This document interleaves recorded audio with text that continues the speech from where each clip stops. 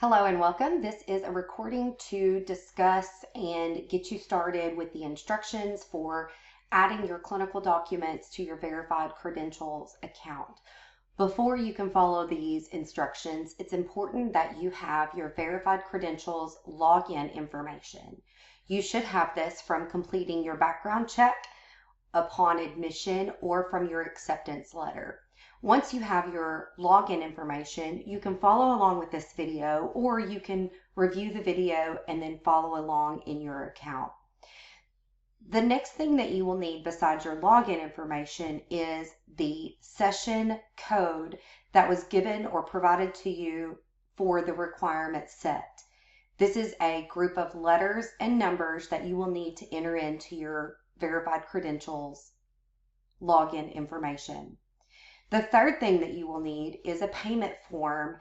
As a reminder, the payment for this document repository is separate from your urine drug screen and your background check payments. And lastly, the other things that you will need are your clinical required documentation. This can be saved on your computer. You can have printed forms of this that you will then upload into verified credentials. You can find that list in your Canvas orientation page with those specifics and the handbook link as well as the due dates. So let's get started in following along with your verified credentials user guide to show how to complete your processes. This document can be found in your Canvas orientation page as a PDF if you'd like to review that instead. So to first get started, to find your code, you should have been provided this with you in your Canvas orientation page or in a document. The code, again, is a group of letters and numbers. The next thing you'll need to do is go to your verified credentials website. You can either log in first or you can enter in the code. Either way, you will be prompted to log in with your created verified credentials account. It is important to note that if you already have an account with another university or another program or another facility, it's important that you create a unique login for Arkansas State University only. If you need to create an account, there are instructions for creating your personal information. As a reminder, your verified credentials account will be Arkansas State University specific. We do recommend that you use your student email address. However, we do realize that sometimes that is not always feasible, but it is important that your name on your account matches the documentation as well as your student registered name. The next thing is when you enter in your code for the required documents, it will pull up a dashboard. The dashboard will have your profile information as well as any message alerts and requirements. The requirements list here will show on your dashboard once your code has been approved. You have the option to complete the work on this now and then pay for it after you've completed the work. It is important to note that the university faculty are not able to see any of your documents until everything has been submitted and paid. When you are needing help, there is a help button by clicking the customer account button, and you can either live chat or you can send an email. They do have a phone number, however, to note that that phone number only works during weekday hours. You should have already completed your background check with that unique code. The instructions for completing the background code are listed here, and reviewing your requirements for your background check.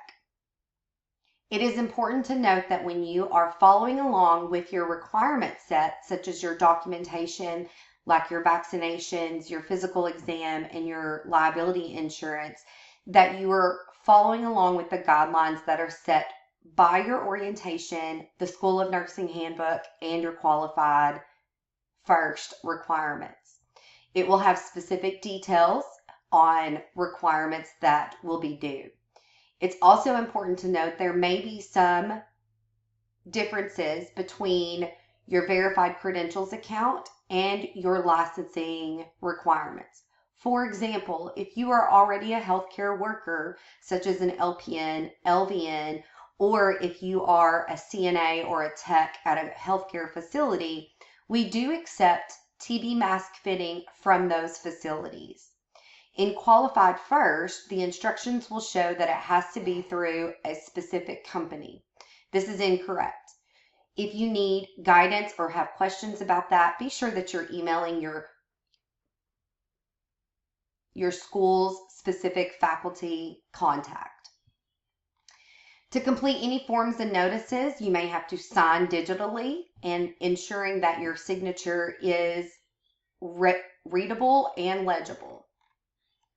Entering in your personal information, be sure that you understand that Social Security numbers, date of birth, driver's license information, and your names are required in order to run a complete background check and urine drug screen. It's also important to note that your registered name with verified credentials and the information that you enter must match. Any other additional information that will be required will also be listed, such as your address history, your education history, and any professional licenses. You will also have the option and the requirement to review your orders, such as your background, urine drug screen, and your documents. If you do not review your background check or urine drug screen, those results will not be released to the university or the dean's office, and you will be not cleared to attend any clinical or further in the program. If you get a notification that you need to review your order, it is imperative that you do so as soon as possible. Sharing your background check is the most important piece for the university to clear you. Viewers will not be able to access your results without you completing this step. It is important that your notification settings through verified credentials are set to your preferences. You do have the option to have emails or text messages set up to notify you of any requirements. Drug screen information is also provided. Be sure that you're using the unique drug screen code that's provided to you in your orientation documents. Also making sure that you're starting your drug test process, that you will see an overview of your requirements, and you will need to follow the email instructions sent to you. The collection site is something that you choose that would be nearest for you. You do not have to choose any of the sites that are listed on verified credentials, but you do have to choose one and submit that in verified credentials. For example, most of the verified credentials automatic is set up for the location of verified credentials, which may be located in Minnesota. You do not have to go to Minnesota to get your urine drug screen. You should have an option to choose a location that's nearest to you. Like your background check, it is also important that you review your test results and you share your test results. Again, it is imperative that you share the results or you cannot be cleared for clinical. This means that we cannot see your results.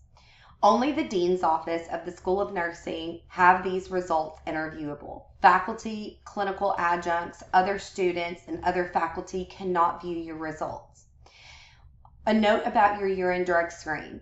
If you have taken or currently take a medication that would show up as a scheduled medication or positive on your urine drug screen, do not notify faculty or the dean's office. Instead, you will get a notification from verified credentials requesting a verified prescription. Only from verified credentials will you need to submit this information. Please do not submit any prescriptions to your course faculty, clinical adjuncts, or clinical facility liaisons. Only do this through verified credentials.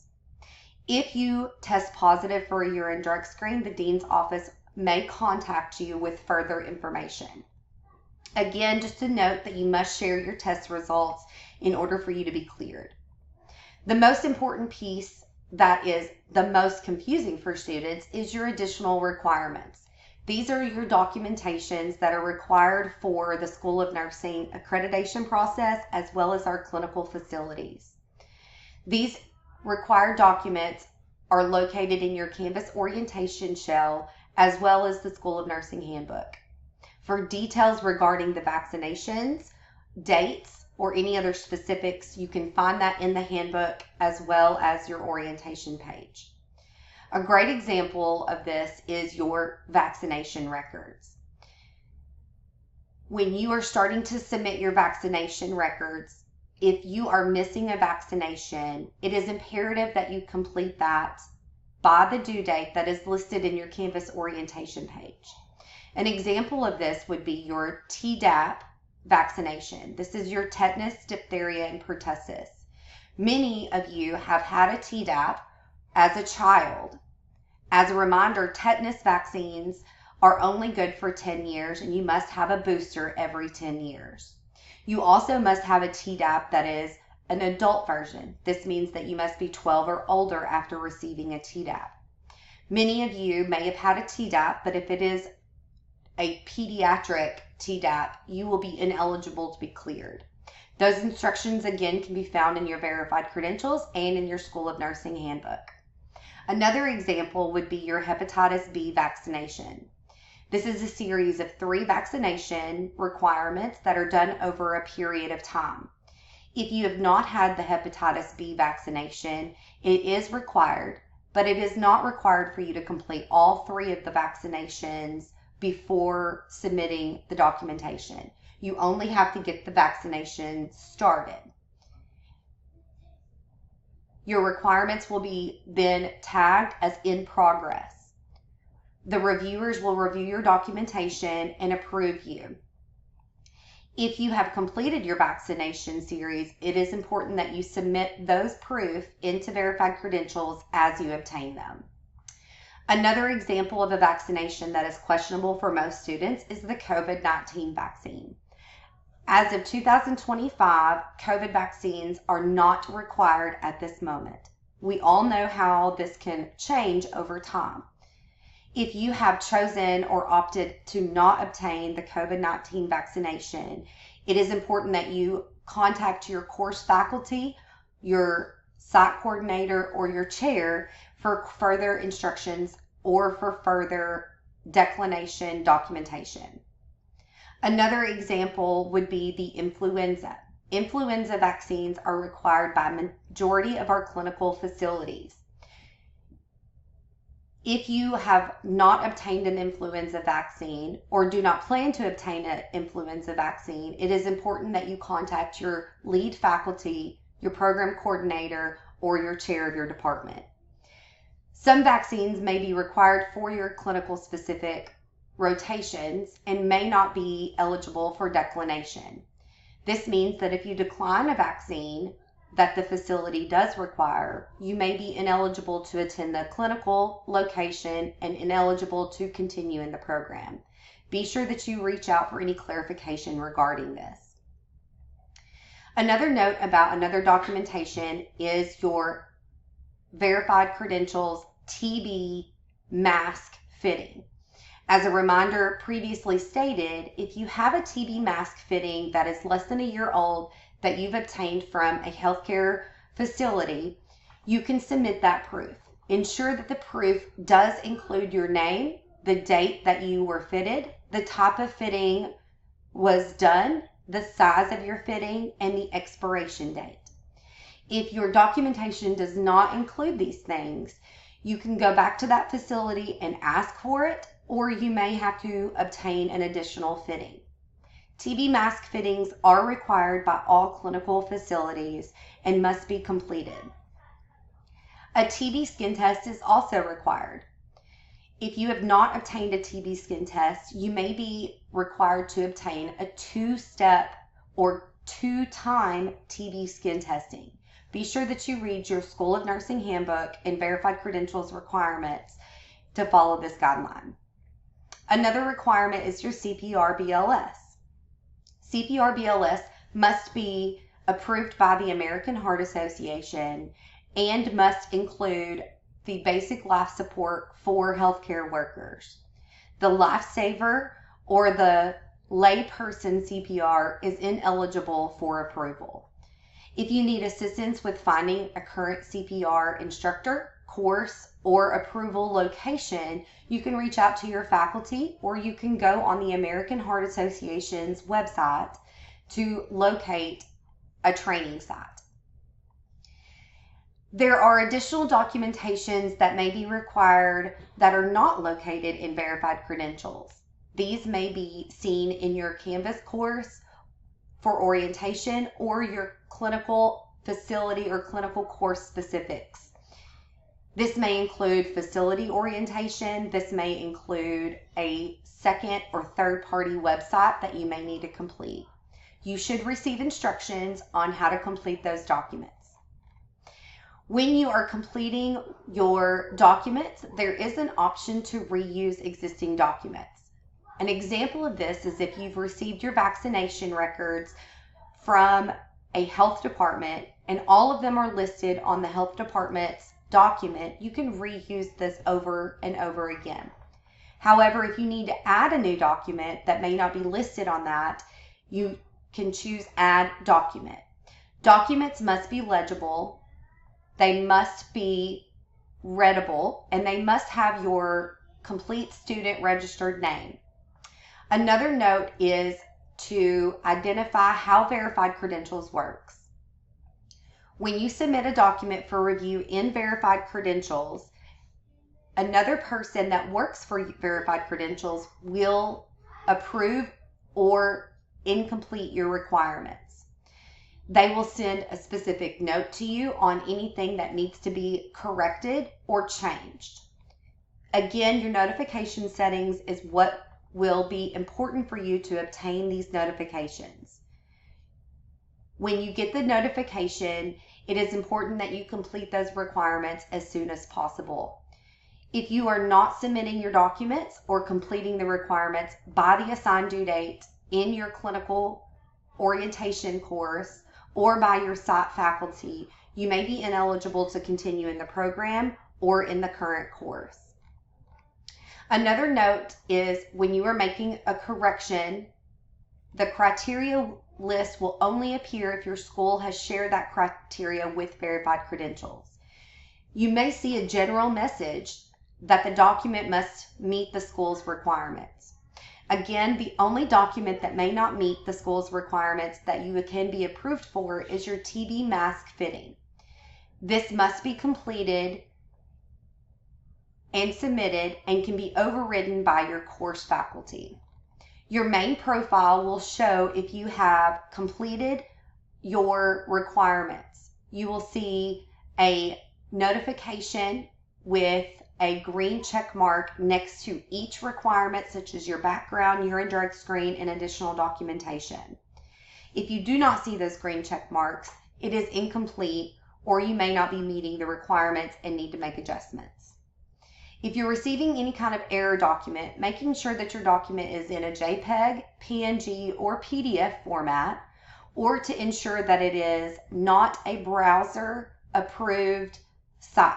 For example, if you download a document from a browser and save it as a browser, it cannot be viewable in verified credentials. Be sure that you are saving these as images or PDFs. If you're still receiving an error message, ensure that your cookies and your cache are cleared out and then log back in. Another important note is if you are having problems with your documentation, be sure that you are using any kind of assistance or client services contact. The faculty, the dean's office, and the programs are unable to assist you with technical issues with verified credentials, but we can assist you if a document is giving you an error and you don't understand that specific document requirement. Thank you for listening, and do not hesitate to reach out for any questions.